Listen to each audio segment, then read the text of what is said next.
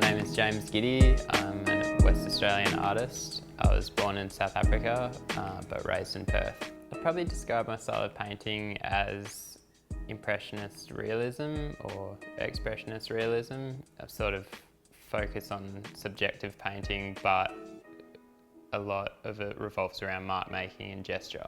I studied art at Curtin University and I was introduced to it at a young age by my grandfather. But yeah, so I guess I was sort of encouraged by my mum to sort of, rather than play video games, pick up a pen and pencil and draw something.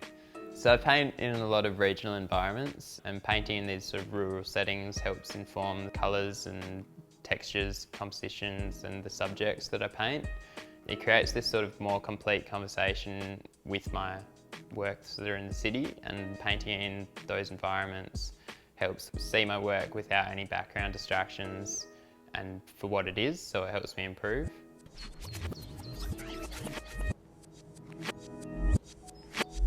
I never really thought that I'd be an artist when I was going through school or growing up. It was always encouraged as a hobby and you're always commended on for doing well, but I didn't know any artists that did it full time, and nobody sort of at school would go to you and say, oh, you could be an artist job, you know. They'd always send you down a path that's going to earn you money or help you support a family, because yeah, it's just something against the grain. But yeah, I fell into the career of being an artist by accident, which was just a series of fortunate events, I guess.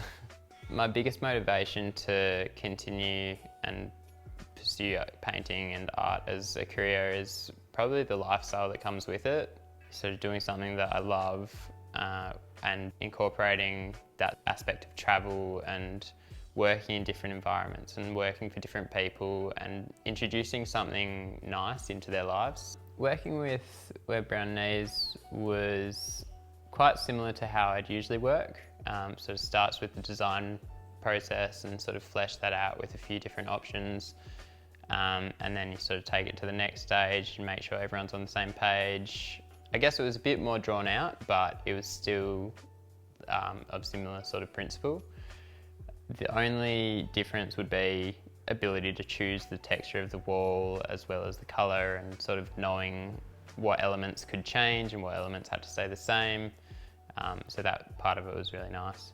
So the New York theme was put on the table, and I initially just came to the idea of a pigeon. I guess these often cop a bad rap in New York and in Australia as the sort of rats of the street, but I think that's part of my sort of practice that I really enjoy, is bringing an animal, say like in Australia the seagull, and giving it a sort of more glorified position than what they usually get.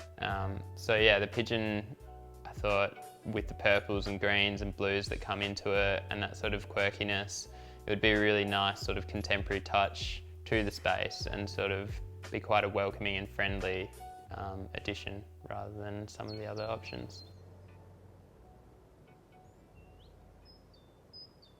So when people visit the display home, I guess I'd like them to be welcomed by the piece. I'd like it to sort of soften harsh edges. The plants are sort of there to do that as well. Having a mural of some big pigeons is sort of a little point of difference and quirk. I'd like it to sort of show a bit of humility. Yeah, I guess just bring a bit of joy to people as they come through. Living in West Australia is very influential on my practice. I guess we have so much diversity in our own sort of backyard.